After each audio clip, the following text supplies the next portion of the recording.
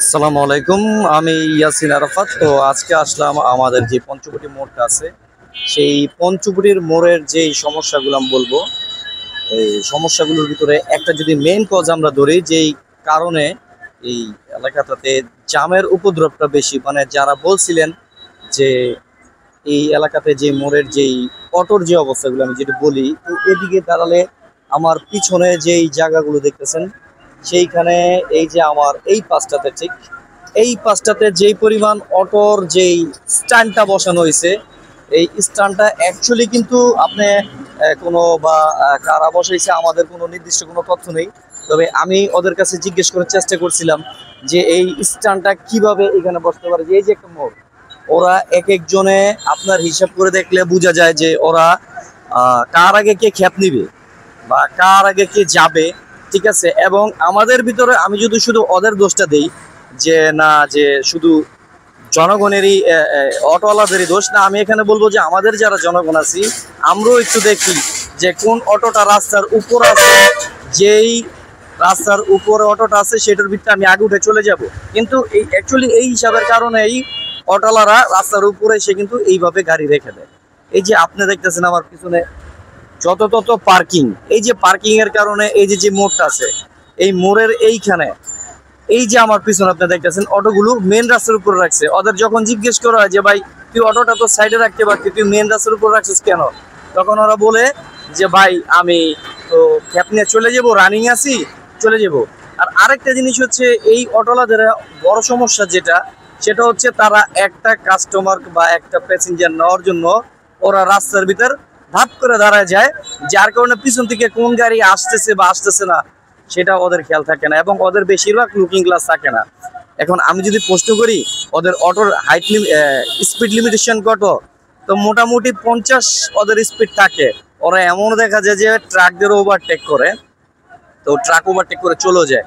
এখন একটা load truck যখন যায়, লোড ট্রাকটা চাইলে কিন্তু একটা জায়গাতে ব্রেক করতে পারে না, অটোগুলো এসে করে কি যে জাম দেখতেছে এর ফাঁকটা ঢুকে বসে যায়। এরকম অনেক ঘটনা আছে এখানে। যদি আমি বলি এই যে যে রাস্তাটা এখন খালি দেখতেছেন কত সুন্দর খালি আছে, কিন্তু এর যদি একটু উল্টা পাশ দেখি, আমরা এই পাশটাতে যদি এসে দেখি, তাহলে এই যে অটোর যে পার্কিং গুলো, এই পার্কিং গুলো ঠিক হইতাছে আমাদের এই যে সামনে পুলিশ বক্সটা আছে, এই পুলিশ বক্সের সামনেই হইতাছে। যখনই আমরা পুলিশ ভাইদের জিজ্ঞাসা করি যে ভাই আসলে এই পার্কিং যে অটো এখানে করতেছে, এই পার্কিং গুলো আপনারা দেখতেছেন, আপনারা তো এটার জন্য একটা কিছু একটা ব্যবস্থা করে দিতে পারেন বা ওদেরকে একটু অন্যদিকে ব্যবস্থা করতে পারেন, তখন তারা এটা সুনির্দিষ্ট কোনো তথ্য আমাদের দেয় না। আর এসপি সাহেব আমাদের এখানে যখন নতুন আসছিল, তখন আমি একটা মিটিং এ ছিলাম, তখন এসপি সাহেব বলছিল যে আপনারা পঞ্চবটির মোড় নিয়ে সমস্যা একটু বলেন। তা আমি যেটা বলবো, আমাদের পঞ্চবটির মোড়ের সবচেয়ে বড় সমস্যা হচ্ছে অটো। এই যে যেই পরিমাণ অটো আমার পিছনে দেখতেছেন, এই যে এইভাবে তারা এই যে দেখেন কিছুক্ষণের ভিতরে জায়গাটা কিন্তু মোটামুটি একটা জামে পরিণত হয়ে গেছে। যে আমার পিছনে দেখেন এই যে জামে পরিণত হয়ে যেতেছে জায়গাটা। এরকম ভাবে যখনই এই যে এইটা একটা জনবহুল রাস্তা, জনবহুল জায়গা, এইখানে এরকম ভাবে এটা তো হওয়ার কোনো মানে হয় না। তার উপরে এইখানে রয়ে গেছে যেটা আমি কিছুদিন আগে কুরবানিদের আগে যখন আমি আমার একটা লাইভ করছিলাম, হয়তো 30 দিনের বেশি থাকে না, তখন আমি এইখানে দেখতাম যে ওরা অকেশন না আসতেই ওরা যেই ভাড়াটা, অতিরিক্ত ভাড়াটা যেটা নেয়, সেটা একদম অমানবিক। এবং এই এলাকাতে বেশিরভাগই স্থানীয় মানুষের চাইতে যারা কাজকর্ম করে, যারা বিভিন্ন জায়গা থেকে বিভিন্ন এলাকা থেকে আসছেন, ডিস্ট্রিক্ট থেকে আসছেন, তাদের উপরে তারা এই প্রেশারগুলো যারা বাসায় যখন ঈদে যেতে নেয়, তাদের কাছ থেকে একটা 30 টাকার ভাড়া, এখান থেকে পোস্তগোলা ভাড়া 30 টাকা, সেই 30 টাকার ভাড়াটা ওরা 100 টাকা পর্যন্ত আদায় করে। এবং সেটাই নামানোর জন্য আমি একদিন 3.5 ঘন্টা থেকে 4 ঘন্টা কাজ করছি। শুধু 4 ঘন্টায় যদি ওরা এরকম লাইনে আসতে পারে, তাহলে আপনি ভাবেন আপনি একজন প্যাসেঞ্জার, আপনি যদি একটু ভাড়াটা নিয়ে আপনি করেন যে আমি তোর অটো যাবো না, ঠিক আছে, বা তোর এখানে করবো না, তাহলে এইভাবেও কিন্তু এইটার সমাধানটাও হতে পারে। তো এইটাই স্পেসিফিক ভাবে আমি আরো কিছু বলবো, সামনে আরো বলার চেষ্টা আছে।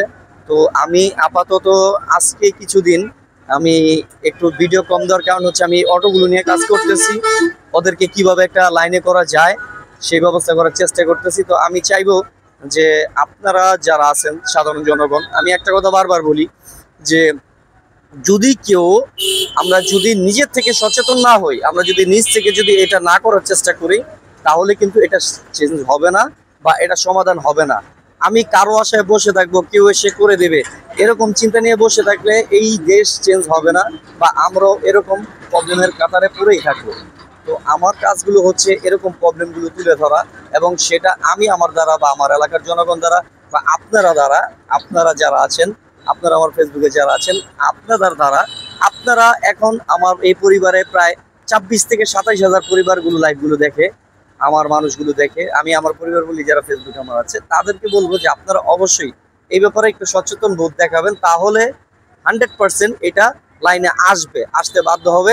এবং আমি বলবো যে নারায়ণগঞ্জে যারা ডিসি সাহেব আছেন, যারা জেলা প্রশাসকের লোক আছেন, তারা অবশ্যই অটোর একটা ব্যবস্থা এরকম করেন যে এত সংখ্যক অটো এইখানে দেওয়া যাবে, এর বাইরে দেওয়া যাবে না। কারণ নারায়ণগঞ্জে অটোর পরিমাণ এতটাই বেশি হয়েছে, যেটা আমরা ঈদ হলে বা ঈদের অকেশন আসলে বা যে কোনো অকেশন আসলে আমরা দেখতে পারি যে এটার এত পরিমাণ চাপ বাড়ে, তখন আপনার এই সমস্যাগুলো হয় খুব বেশি। এই যে আমার পিছনে ওরা দাঁড়িয়ে আছে, দেখেন এইখানে দাঁড়িয়ে আছে, ওরা বলে এইটা নাকি মুক্তারপুর লাইন, আর ওই পাশ থেকে নাকি ইয়ের লাইন, ফতুল্লার লাইন, আর এই পাশ থেকে নাকি চাষারার লাইন, মানে যে আমার এই পাশে যে অটোগুলো আছে এগুলো বলে চাষারার লাইন। এইটা কোনো কথা না, এরকম ভাবে সিন্ডিকেট তৈরি করে ব্যবসা করার কোনো মানে হয় না। সিন্ডিকেটকে ভাঙতে হবে, আর ততক্ষণ পর্যন্ত আমাদের প্রতিবাদ সুলভ আচরণ করতে হবে। তো আমার এই ভিডিওটা দেখার জন্য আপনাকে অনেক অনেক ধন্যবাদ। পরবর্তীতে খুব ভালো একটা ভিডিও নিয়ে আসার চেষ্টা করবো এরকম। ততক্ষণ পর্যন্ত আপনারা ভালো থাকবেন, সুস্থ থাকবেন। আসসালামু আলাইকুম।